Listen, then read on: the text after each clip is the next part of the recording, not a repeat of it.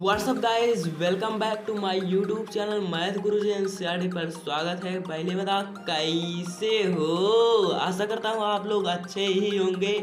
आज मैं आप लोगों को प्रश्नावली 3 यानी कि दो चर वाले रैखिक समीकरण युग्म बताने वाला हूँ। इसे आप ध्यान से देखिए और समझने का प्रयास कीजिए। जो ना ये चैप्टर पढ़े हों, नए हों, उनके लिए अति महत्वपूर्ण चैप्टर है। इसे आप ध्यान से देखेंगे तो अवश्य ही समझ में आ जाएगा। देखते हैं, यहाँ पर मैं अपने कॉपी में मैंने इसे लिख लिया है।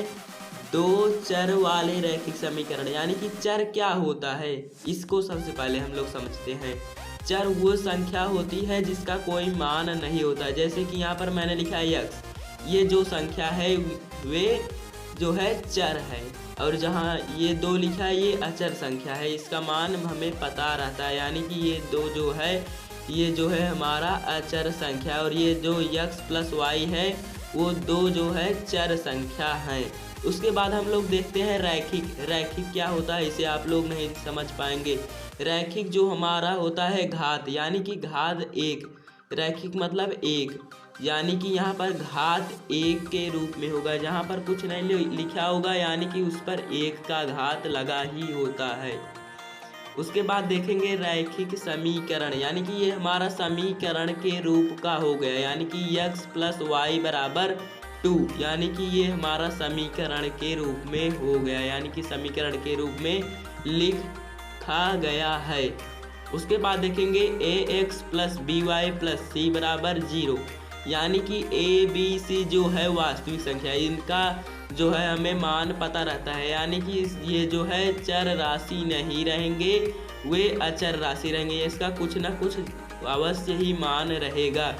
तो जो है ए तथा बी एक साथ शून्य नहीं होंगे, यानी कि जो है ए तथा बी एक साथ शून्य नहीं होंगे, मतलब एक साथ शून्य नहीं होंगे, अर्थात ए स्क्वायर प्लस बी स्क्वायर बराबर, यानी कि ये शून्य के बराबर ही नहीं होंगे। उसके बाद हम लोग देखेंगे युग्म, यानी कि युग्म का मतलब क्या होता है। युग्म का मतलब होता है जोड़ा, यानी कि किसी का जोड़ा बन जाए तो वही युग्म कहलाता है। जैसे कि मैंने यहाँ पर लिखा है x प्लस वाई प्लस 1 बराबर 0, ये समीकरण मैंने 1 मान लिया। उसके बाद हम लोग दूसरा समीकरण लिखेंगे, यानी कि x माइनस 3y प्लस 15 जो है बराबर 0, वो हमारा हो गया है समीकरण 2।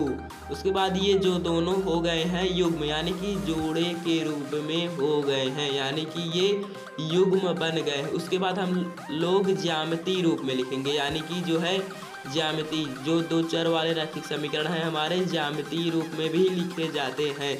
जैसे कि यहाँ पर है x प्लस वाई प्लस 1 यानी कि बराबर 0, इसको 3 अंकों में भी लिख सकते हैं। यहाँ पर देखेंगे ये यहाँ पर कुछ लिखा था 2 टाइप के तरफ से लिखे थे, लेकिन इसमें जो है 3 टाइप लिख उठे, यानी कि x प्लस वाई प्लस 1 बराबर 0। उसके बाद देखेंगे x बराबर 2 और उसमें y बराबर -3 के रूप के होते हैं, यानी कि जो लेफ्ट हैंड साइड यानी कि बायां, यानी कि जो हमारा दाएं पक्ष का होता है वो इस तरफ होगा, और राइट हैंड साइड यानी कि दाहिने तरफ इधर होगा।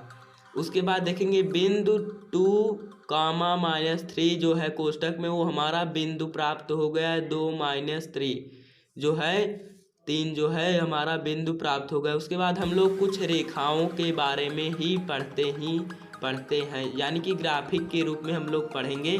उसमें हमारा सबसे पहला आता है प्रतिच्छेदी रेखा, यानी कि यहाँ पर देखेंगे 2 रेखा हम इस तरह से खींचेंगे, यानी कि सबसे पहले रेखा जो हम इस तरह खींचेंगे, उसके बाद इस तरफ से यहाँ पर देखेंगे एक तरह से ही कटेगा, यानी कि ये जो है प्रतिच्छेद कर रहा है, यानी कि एक दूसरे को काट रहा है। वही जो हमारा प्रतिच्छेद हो रहा है उसी को हम प्रतिच्छेदी रेखा भी कहते हैं। इसमें केवल एक ही हल होगा, इसका हम बता दे रहे हैं कि एक हल कैसे होगा, यानी कि एक बार ही काट रहा है, इसलिए हमारा इसका केवल एक ही हल होगा। उसके बाद हम लोग दूसरे रेखा को देखते हैं। उसके बाद हमारी जो रेखा है समांतर रेखी, यानी कि ये जो है समान है, यानी कि उतने बराबर ये भी है उतने बराबर। एक रेखा इस तरफ चली गई है और एक रेखा इस तरफ चली गई है, इसकी कोई भी हल ही नहीं होगा, यानी कि ये एक दूसरे को काटेगा ही नहीं। ये तो ऐसे ऐसे ऐसे ऐसे चला ही जाएगा और ये वाली संख्या भी ऐसे ऐसे चले जाएगा, लेकिन कटेगा नहीं, यानी कि इसका कोई भी हल नहीं होगा। जो है समांतर रेखी, यानी कि ये जो समान रेखी वाले रेखा हैं वही समांतर रेखीय हैं। उसके बाद तीसरा जो हमारा है रेखीय, यानी कि जो है ये समपाती रेखा, यानी कि एक रेखा सबसे पहले हम लोग खींचते हैं, उसके ऊपर से भी एक रेखा खींच देंगे तो वो हमारा हो जाएगा समपाती रेखा। इसमें अनंत बिंदुओं से एक रेखा को खींच सकते हैं, इसलिए हम कह सकते हैं इसका अनंत हल होगा, यानी कि इसकी बिंदुएं हर तरह होगी, यानी कि बिंदुओं से मिलकर के एक रेखा बनाई जा सकती है।